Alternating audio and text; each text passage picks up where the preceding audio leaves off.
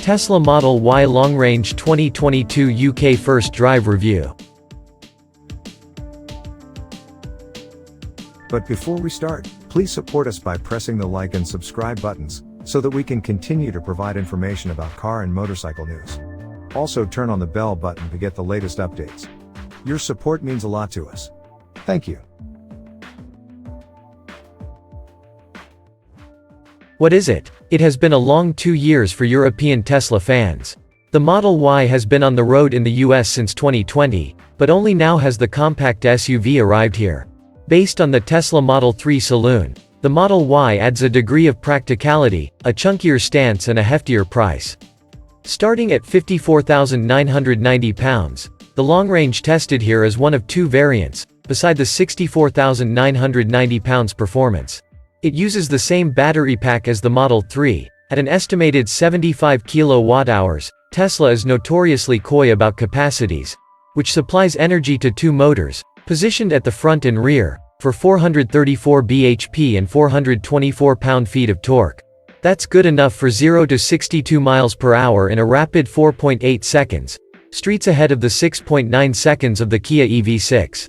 What's it like? Power delivery is smooth and instant. In a car of this size, it can be face-melting.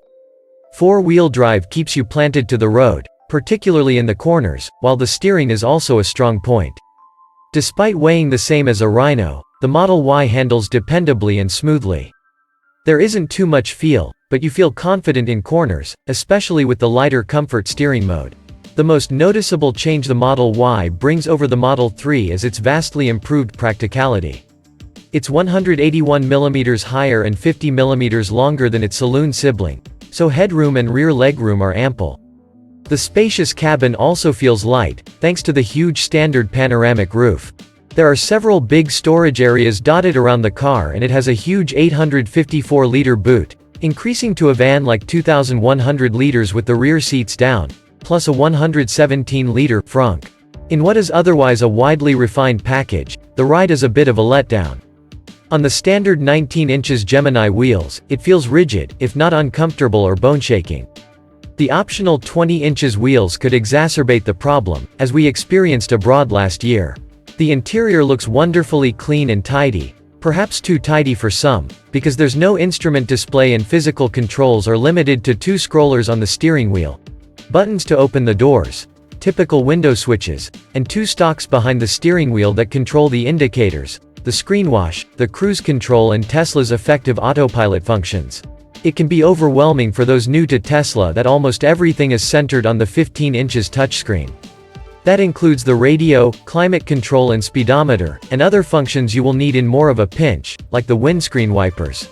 The touchscreen is intuitive and clear, but there's a sense of overload when you splash through a big puddle, so are left frantically trying to find the right menu before you have an accident, although you can tap the stalk for a single wipe.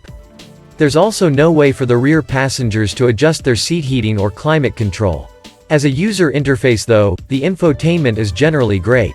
The Google-made sat-nav, supercharger integration and 360 DEG camera, for example, are excellent.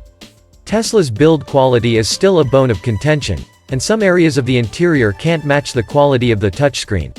The rear view mirror and sun visors both feel delicate, as do the irresponsive indicator and cruise control stalks. Meanwhile, the passenger side external camera suffered from continual blinding, said to be due to condensation. Should I buy one? Still, the Model Y is a great addition to the electric SUV segment. It takes the best qualities of the Model 3 and makes them available for the whole family, but it loses points for its often brittle ride and concerns over quality.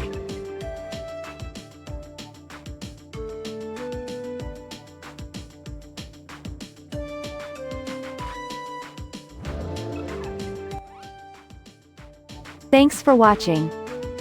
Drop a like. Leave a comment. And don't forget to subscribe to watch more videos like this.